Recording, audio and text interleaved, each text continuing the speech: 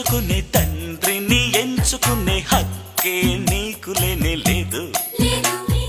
రూపం ఎంచుకునే రంగును ఎంచుకునే హక్కే నీకు లేనే లేదు. పుట్టుకనెంచుకునే మరణము నెంచుకునే హక్కే నీకు లేనే లేదు. లేదు పరిశోధించి చూస్తే నీ జీవితం ఒకటే నీ చేతుల్లో ఉంది లేరా సాధించేరా.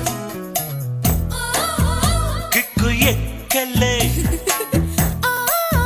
సిగ్గుపోయలే ఉన్నట్టుండి జ్ఞానం పెరగలే ఉన్న నిజం చెప్పతోచలే.